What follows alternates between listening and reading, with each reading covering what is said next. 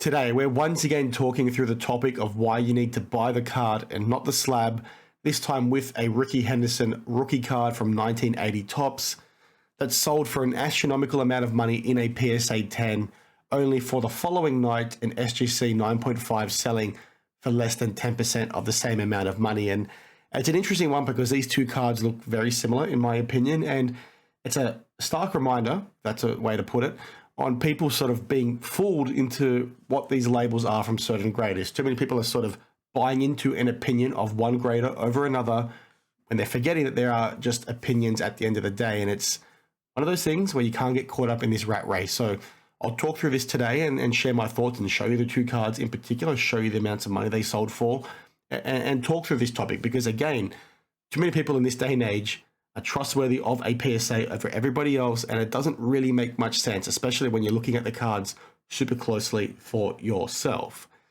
Now, before we get into the detail of those Ricky Henderson cards, I want to quickly highlight my video from yesterday because this sort of ties into that same talking point.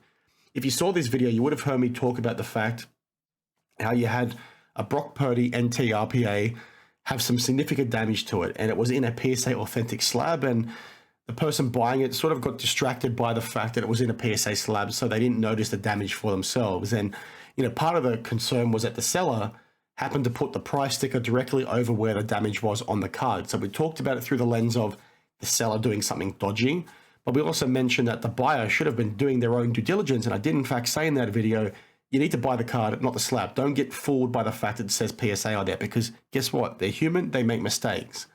And that thought process obviously holds strong with today's video too, because you have a post from Collect from a few days ago where they talk through the fact that inside 24 hours, two Ricky Henderson rookie cards sold on Heritage Auctions.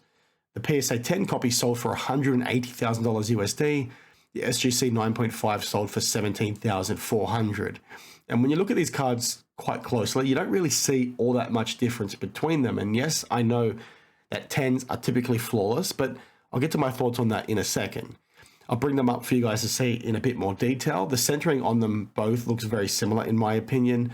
The SGC version, which is the one you're looking at now, is a little bit more blurry. That's to the scan, not to the card itself. When you're looking at them and trying to see the centering, they don't look all that different in my opinion. I think the SGC version is slightly diamond pressed, which means it's slightly skewed to the left in comparison to the rest of the card. You can sort of see that over here where this portion of his name looks a bit closer to the top of the edge versus this one.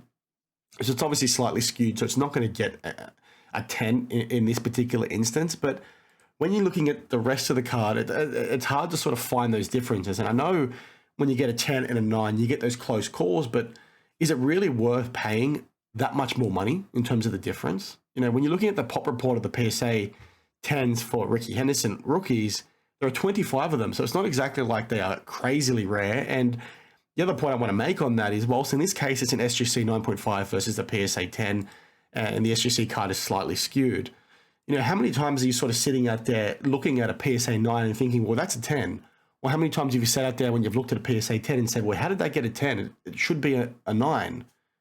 So with that in mind, it's like, why are people prepared to pay that amount of money? I personally don't get it. And I think a lot of it comes down to the fact that people are ignorant and sort of sitting there happy to pay because it says a 10. And it's just a really sort of silly mindset to have. If you look at the pop counts for this card in particular, you can sort of see here, we're looking at the PSA website.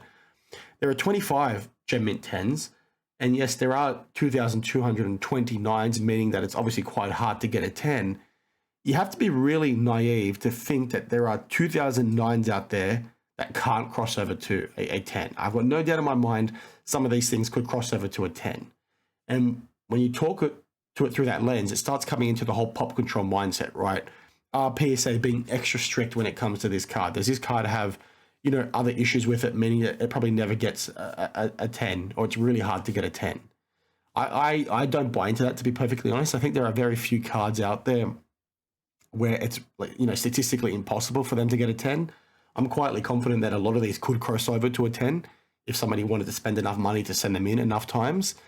But it's one of those things, like I said, with that in mind, like, is it worth paying that much more money for? Why are so many people sort of happy to sort of sit there and pay that huge discrepancy in price just to get that 10 when there are 9s out there that look identical to them. I don't get it. And for us as collectors, I think that's a really good position to be in, because number one, if people want to pay crazy amounts of money for a 10, I can take their money if I've got a 10 and they want to take it from me. But for me, it means I can get, a much more affordable card if I wanted to get one of these things that looks just as good. And 9 times out of 10, you're going to send that card in and they're going to regrade it a different grade anyway. So it's like, well, you're sort of paying all that money to get this opinion from a grader, when in reality, they're going to change depending on which way the wind's blowing that day. It's just a really funny one that I've seen consistently, like I said, over the last couple of years, where you've got people sort of sitting there and being really happy to pay this premium because it's in a PSA slab. But even if you look at, PSA in of itself, like I said, this one is in between PSA and SGC. Yes, the SGC was a 9.5, not a 10. But how many times do you see PSA slabs out there move between 10s and 9s and 9s and 10s, or even further down the scale? It happens a heck of a lot, especially in more recent times. So I still don't understand. With that in mind, again, I'll say that again, people know that PSA are inconsistent, yet they're still willing to pay that premium. It's insane to me. Like, I don't get it. And I know this is an edge case in the sense of it's maybe being a rarer card to try and get in that high grade. So you've got, big time collectors out there with deep pockets willing to pay that kind of money because maybe it's chump change for them. But you see the same mindset at the more affordable price points too. I don't get it.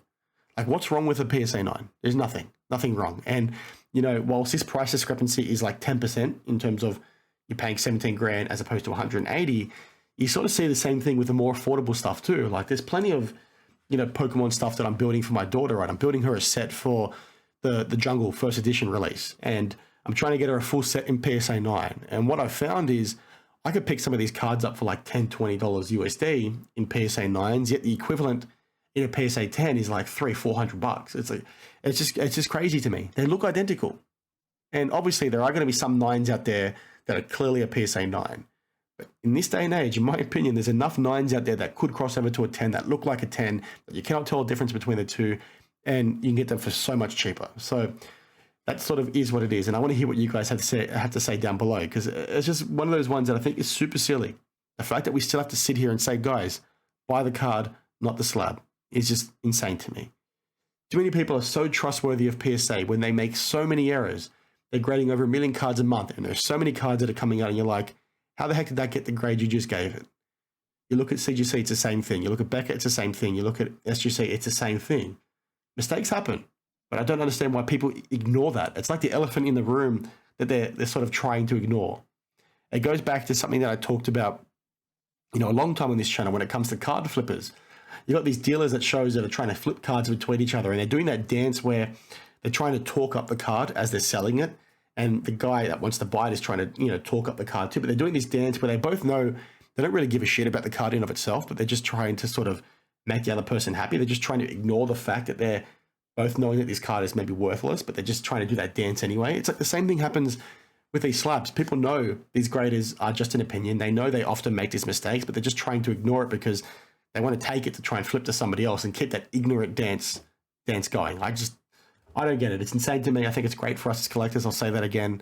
We can get stuff for a lot cheaper because of all these idiot cheaps out there, but I just thought this was an interesting one. We've obviously had a lot of other examples over the last couple of years of the same thing happening. This is not just a one-off. This is not just a random edge case that's got this crazy price discrepancy. It's like this across the board, and I'll never understand it, especially when you think back, 5-6 years ago when Beckett was typically preferred to, grading cards over PSA. Again, what are people going to do in 12 months' time, 2 years' time, 3 years' time, 4 years' time, when maybe PSA is not the favorite anymore and CGC becomes the favorite? All these premiums are going to die in the ass overnight or not? So anyway, that's just my thought process. Let me know your thoughts down below, and I'll see you guys in the next one. Cheers.